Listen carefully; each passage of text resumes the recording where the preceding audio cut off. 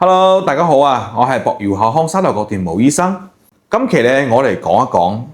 乜嘢叫補骨粉呢個詞咧，係我哋日常當中去剝牙或者想種牙，仲有其他關於牙周治療嘅情況下，醫生會建議你大家要補骨粉。今期講一講咧，乜嘢情況下需要補骨粉？首先咧，我哋先要了解自己自身情況，需唔需要補骨粉？呢個咧，我哋喺 X-ray 上面咧就可以睇得一清二楚。第一情況咧，就係我哋去剝完牙齒，如果後期諗住想種牙，或者剝完牙之後咧骨頭會凹咗落去咧，吸收預防嘅吸收，咁咧就要補骨粉啦。第二咧，如果牙周缺失得比較犀利，又唔係好嚴重，可以做個修復嘅情況下咧，可以聽醫生建議補骨粉。第三情況咧，就係我哋牙齒咧有炎症啦，需要掹咗情況，咁樣咧都要補骨粉。首先我哋講一講種牙，好多人剝完牙齒之後咧想種牙，但係咧喺醫生喺 X-ray 上面咧同你度個位置，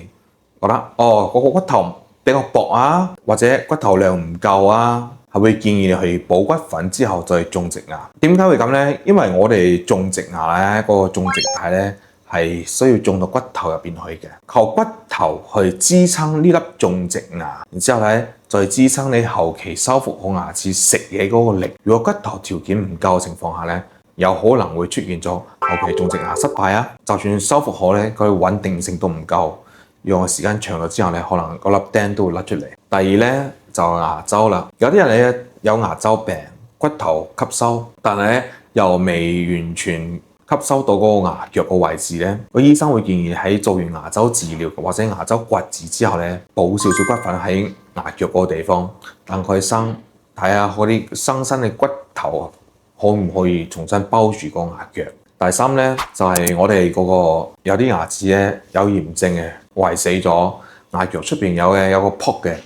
咁時間長咗之後咧，嗰啲泡咧佢就會腐蝕骨頭。剝完牙齒之後咧，嗰個地方咧係會大量缺失。有啲人話我等幾個月或者半年之後咧，等個骨頭會生好，我哋再種牙，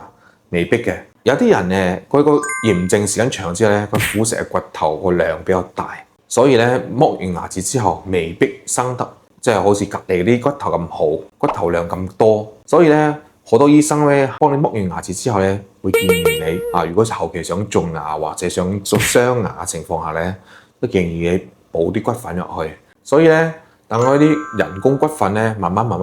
結合成變成你自己嘅牙骨頭之後咧，個骨頭量就夠啦，就可以適合後期嘅種牙或者去鑲牙啦。好啦，今期咧我就為大家介紹咗咩情況要需要補骨粉。補骨粉咧唔係每一個人都需要嘅，有啲骨頭量比較夠、